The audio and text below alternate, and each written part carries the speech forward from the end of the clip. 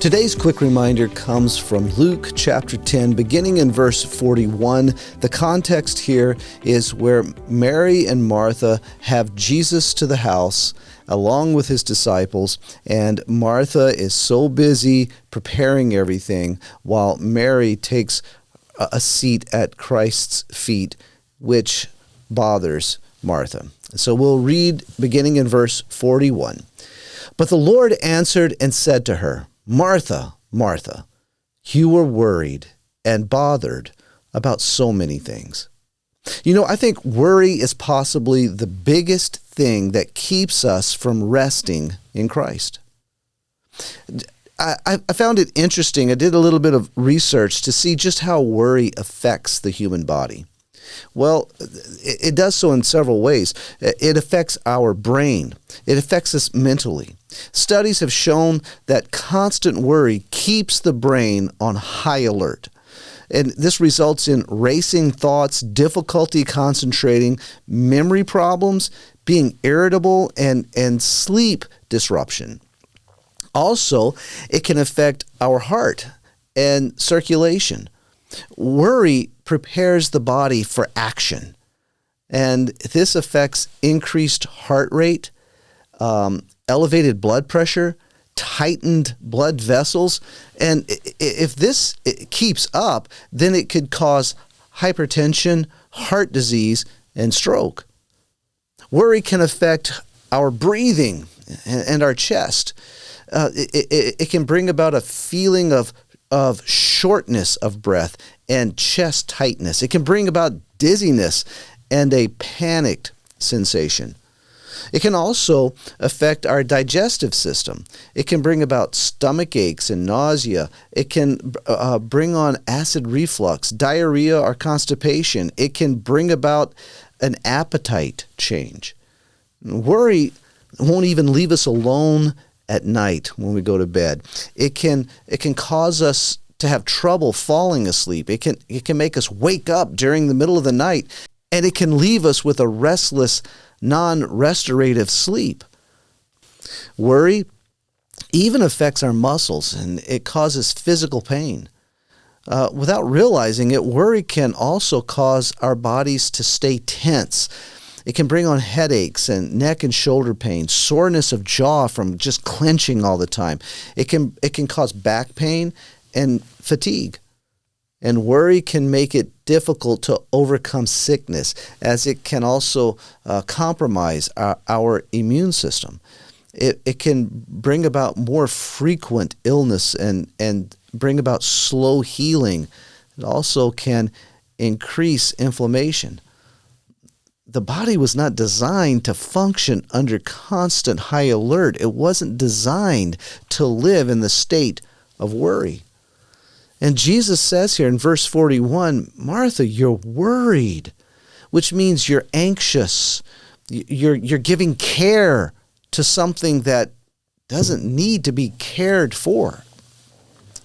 In other words, Martha, you're distracted from me. She was distracted from Jesus by her own self-made anxiety. Jeff Bridges once said that worry is not a trivial sin. It is a distrust of God. And I found another quote. The source is unknown, but it reads like this: worry is faith in the negative. Listen to that again. Worry is faith in the negative, trust in the unpleasant, assurance of disaster, and belief in defeat. Worry is wasting today's time to clutter up tomorrow's opportunities with yesterday's troubles. Philippians 4:6 says, be anxious for nothing, but in everything by prayer and supplication with thanksgiving let your requests be made known to God. And listen, the peace of God, which surpasses all comprehension, will guard your hearts and your minds in Christ Jesus. Worry is not to be the governor of our life. Howard Hughes, the well-known billionaire, lived an interesting life. He was, one of the richest, most powerful men in the world. He was a billionaire industrialist. He was an aviator, a movie producer. He owned all kinds of corporations. And he had more than almost anyone alive. But worry brought all that to an end. In his worry, he developed all-consuming fear.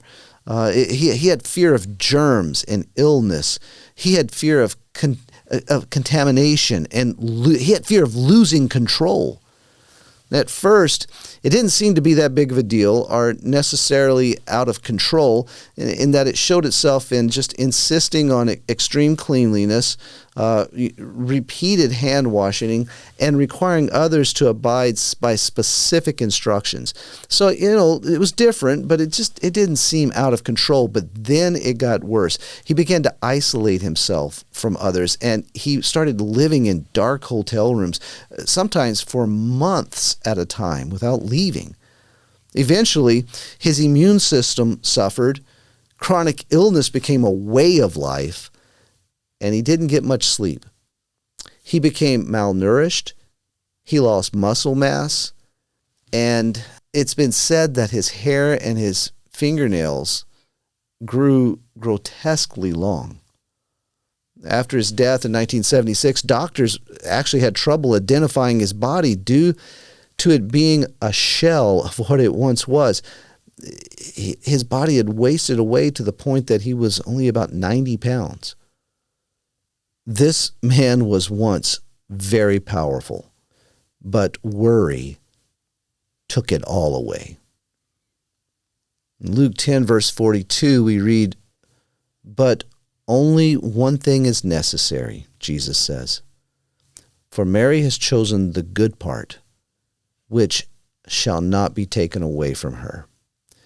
Mary sat at the feet of Jesus and was consumed with him. Jesus tells us, "Come to me, all who are weary and heavy laden, and I will give you rest."